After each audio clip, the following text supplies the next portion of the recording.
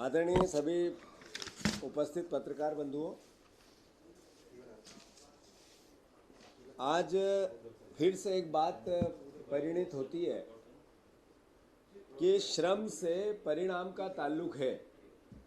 श्रम से परिणाम का ताल्लुक है। शिवराज जी बहुत मेहनत करते हैं, दिन रात लगे रहते हैं, रोज 2 जिलों में जाने की कोशिश करते हैं, 4-5 मीटिंग और वीडियो विजुअल और सभाएं लेते हैं और हर 15 दिन में एक योजना का अनाउंस करते हैं।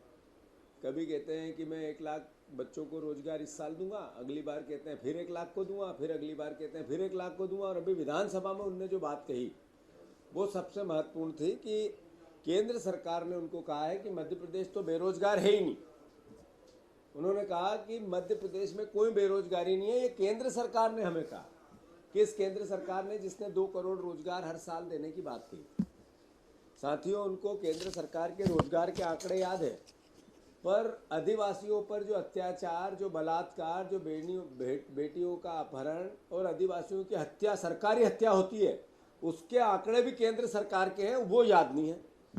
आप देखो कि जैसे ही मैंने उनसे ये कहा कि शिवराज जी आपने कहा था किसानों की आय दोगुनी करनी है, उत्तर आया जानकारी एकत्र की जा रही है। और जैसे ही मैंने कहा कि 3,000 रुपये कुंटल गेहूं का दाम होना चाहिए तो मुझे सस्पेंड करवा दिया, विधानसभा से बाहर करवा दिया। किसानों की बात ईमानदारी से कोई करेगा तो उसको जगह नहीं है विधानसभा में। इस भावना से इस पूरे कृत्य से इस भावना को व्यक्त किया शिवराज जी ने। साथियों, फिर से मैं शिवराज जी, आपकी 3 बातें मुझे बहुत अच्छी लगती हैं। मैं आपको पसंद करता हूँ। मैं भी अपने अंतर मन में जब पहली बार विधायक लड़ने की कोशिश कर रहा था, जब मेरे मन में आपके प्रति जो एक पॉजिटिव भाव था कि यार आइडियल ऐसा राजनीतिक होना चाहिए। कैसा? जो कहता है कि मैं किसान का बेटा हूँ, फिर कहता है मैं किसान मेरे भगवान है। और जब वो किसान को भगवान कहते हैं तो तर्क देते हैं कि अन्न उगाने वाला किसान जो जीवन चलाता है और जीवन देने वाला भगवान, दोनों एक जगह है। तो बहुत मुझे अंतर मन को खुश करती थी ये बात। फिर वो कहते थे आगे कि पवित्र विचार कि 2022 तक किसानों की आय दुगनी करना है। तो मुझे भी लगता था किसान हितैषी एक मुख्यमंत्री बना है, थोड़ी विपदा आ सकती है, थोड़ी देर हो सकती है, पर अंधेर नहीं हो सकती है। विचार पवित्र है। शिवराज जी की ये बातें अंतर मन को खुश करती थी, उनको एक आइडियल राजनीतिक कार्यकर्ता मानने पे मजबूर करती थी। पर जैसे ही मैंने 3,000 रुपये कुंटल की बात की तो शिवराज जी नाराज हो गए। साथियों, प्रदेशवासियों, मैं मीडिया के माध्यम से आपसे अनुरोध करता हूं कि जब ये बात मैंने विधानसभा में उठाई तो सब विधायकों से समर्थन मांगा।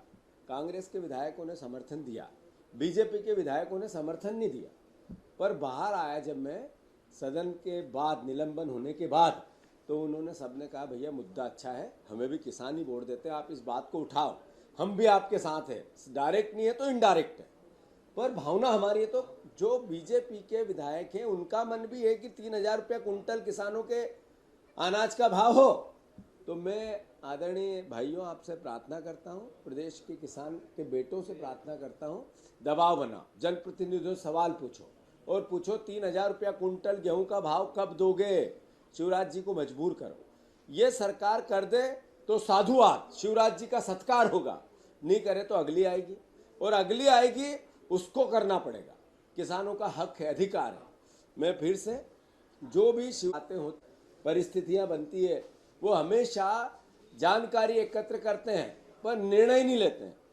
मैं इतना ही कहना चाहता हूं कि आप देखो, 100 बात की एक बात कि कल महू में जिस तरीके का कृत्य हुआ, जग जाहिर है।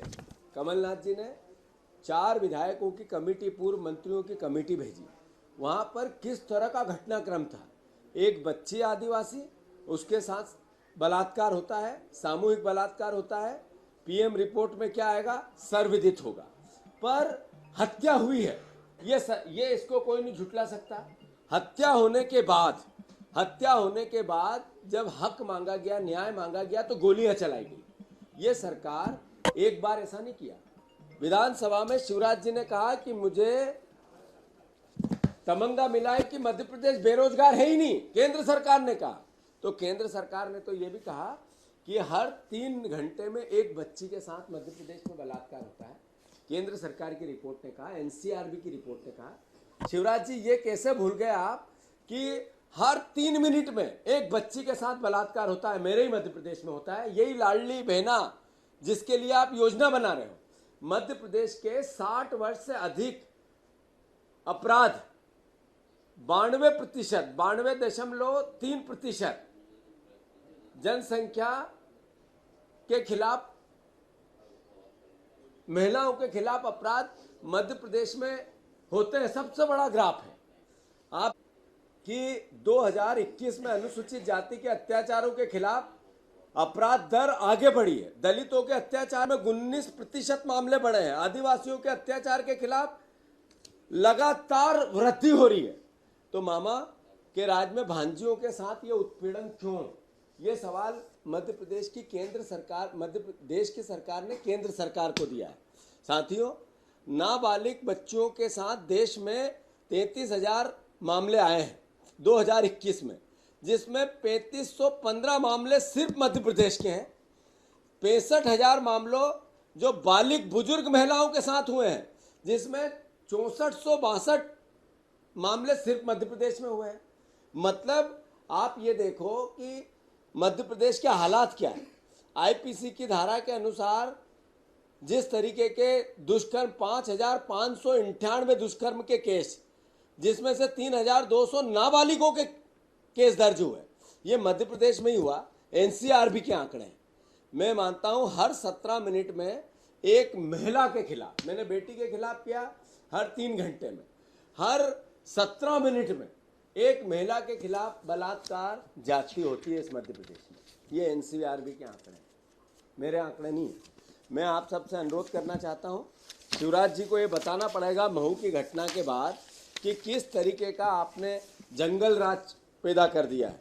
हमारी जो कमेटी गई थी वो एक रिपोर्ट बना के अभी विधानसभा में और आपके सामने 10:30 बजे पेश करेगी।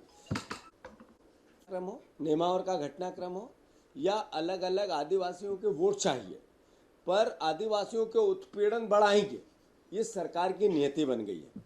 मैं इतना ही जरूर कहना चाहता हूँ, वो चाहे अपराध के मामले हो, चाहे भ्रष्टाचार के मामले हो, चाहे लोकायुक्त के मामले हो, चाहे किसानों के साथ अन्याय के मामले हो, चाहे युवाओं के साथ रोजगार को लेके अन्य तरीके के आपराधिक सरकार की गतिविधि हो, जितने भी आउटसोर्सिंग वाले हैं, सचिव है, जितने बिजली विभाग के कर्मचारी है, अन्य कर्मचारी है, वो सब धरना देने भोपाल आते हैं तो टेंट निकाल दिए जाते हैं, अनुमतियां कैंसिल की जाती है।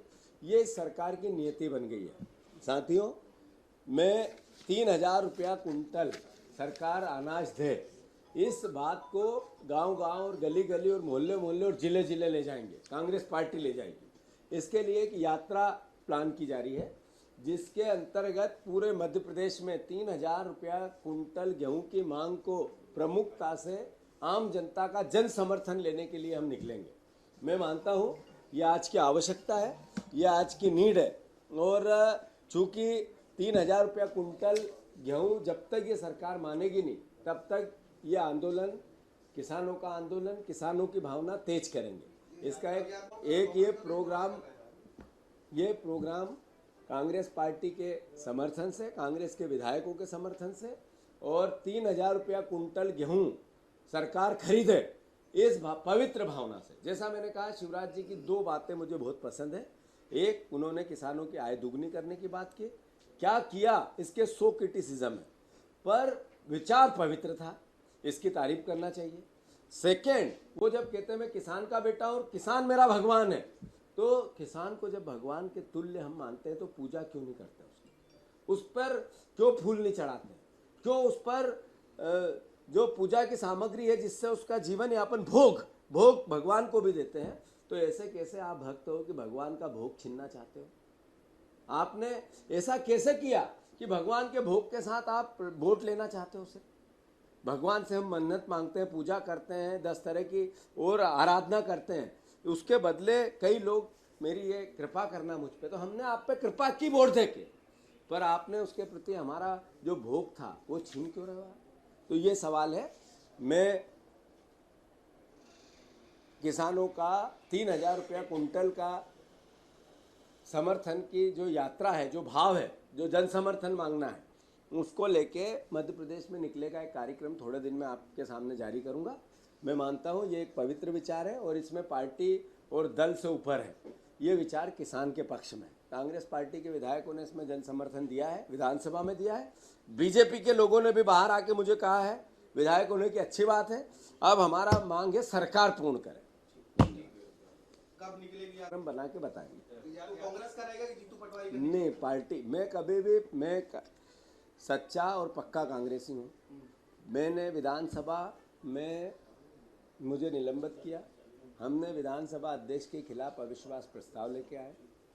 अविश्वास प्रस्ताव के बाद विधानसभा चलने दें या न चलने दें, या इस अविश्वास प्रस्ताव पे हमारी क्या भूमिका होनी चाहिए, तो मैंने आगे रह के पार्टी के अंदर ये विचार दिए कि विधानसभा में बहुत महत्वपूर्ण प्रश्न होते हैं, बहुत ही जनता के मुद्दों की बात होती है और इतना पैसा भी खर्च होता है, विधानसभा और सदन चलना चाहिए। तो ये भूमिका में मेरा पॉजिटिव रोल था। नेता प्रतिपक्ष जी का भावना थी कि हमने अविश्वास प्रस्ताव लाए हैं तो इसके खिलाफ हमें अभी मोर्चा खोलना चाहिए। कई विधायकों की भी थी, पर मैंने सबसे रिक्वेस्ट किया और ये अनुरोध किया कि सदन चले, हम अपनी बात पे कायम रहें। मेरा सस्पेंड होना महत्वपूर्ण नहीं है, जनता के मुद्दे महत्वपूर्ण है। और हमारी सस्पेंड हुए 3,000 रुपया कुंटल की मांग को लेके, वो मांग जारी है।